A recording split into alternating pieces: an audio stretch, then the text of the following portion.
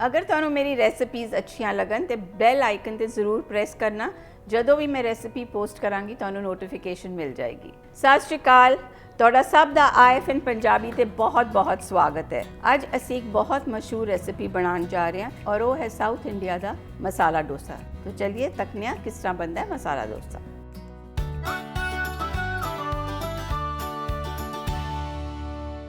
ਹੁਣ सब तो पहले मैं ਇਹਦੇ 'ਚ ਪਾਵਾਂਗੀ थोड़ा ਜਿਹਾ तेल, थोड़ी जी हींग, आधी चम्मच मेथरे, चने की दाल, थोड़ी जी उड़द की दाल 1 चम्मच। इनू अच्छी तरह थोड़ा फ्राई कर लांगे। फ्राई करन तो बाद असी पाएंगे इहदे 3 लंबियां कट्टियां हुई हरियां मिर्चां, कड़ी पत्ता, राई 1 चम्मच, कटे हुए लंबे प्याज 2। इहदे विच जाएगा 1 चम्मच नमक, थोड़ी हल्दी मिक्स करके हुण असी पावांगे 2 आलू बॉयल किए हुए। इन्हू असी अच्छी तरह मिक्स कर लांगे।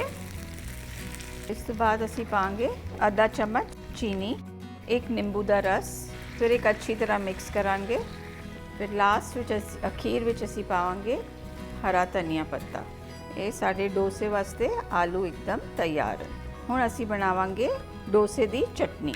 सब तो पहले असी लवांगे उड़द दी दाल और इनू हल्का जा असी रोस्ट करांगे और असी हुण इनू गैस तो उतारने। हुण असी इहदे विच पावांगे चने दी दाल।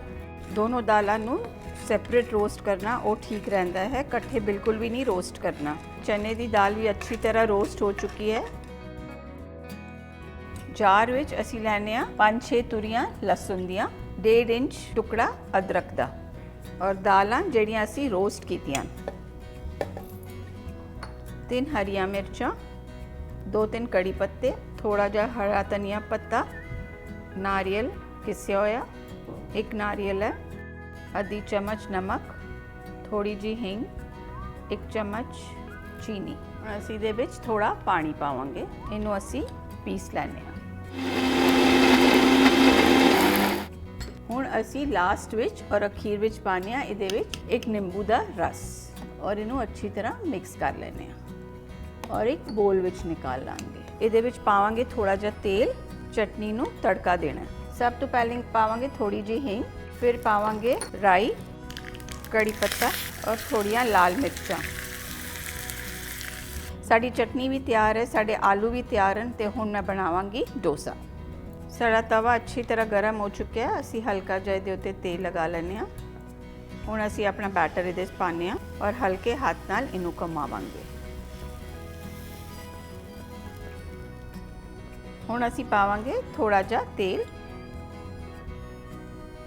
साड़ा डोसा अच्छी तरह तैयार हो गया और एकदम कड़क बनया। हुण असी इनू इस तरह लिया के ਇਹਦੇ ਵਿੱਚ ਅਸੀਂ ਪਾਵਾਂਗੇ ਆਪਣੀ ਸਬਜ਼ੀ ਜਿਹੜੀ ਅਸੀਂ ਬਣਾਈ ਸੀ, ਆਲੂ ਦੀ ਸਬਜ਼ੀ, ਔਰ ਨਾਲ ਪਾਵਾਂਗੇ ਅਸੀਂ ਆਪਣੀ ਚਟਨੀ। ਇਹ ਸਾਡਾ ਮਸਾਲਾ ਡੋਸਾ ਬਿਲਕੁਲ ਤਿਆਰ। ਤੁਸੀਂ ਵੀ ਜ਼ਰੂਰ ਬਣਾਓ ਔਰ ਮੈਨੂੰ ਲਿਖ ਭੇਜੋ ਕਿ ਤੁਹਾਡੀ ਰੈਸਿਪੀ ਕਿਸ ਤਰ੍ਹਾਂ ਬਣੀ। ਲਾਈਕ, ਸਬਸਕ੍ਰਾਈਬ ਔਰ ਸ਼ੇਅਰ ਕਰੋ IFN ਪੰਜਾਬੀ ਨੂੰ ਔਰ ਬੈਲ ਆਈਕਨ ਨੂੰ ਜ਼ਰੂਰ ਕਲਿੱਕ ਕਰੋ ਤਾਂ ਕਿ ਜਿਹੜੀ ਵੀ ਮੇਰੀ ਪੋਸਟ ਹੋਏਗੀ ਤੁਹਾਨੂੰ ਨੋਟੀਫਿਕੇਸ਼ਨਸ ਮਿਲਦੀਆਂ ਜਾਣਗੀਆਂ। Thank you, till next time. ਸਤਿ ਸ਼੍ਰੀ ਅਕਾਲ।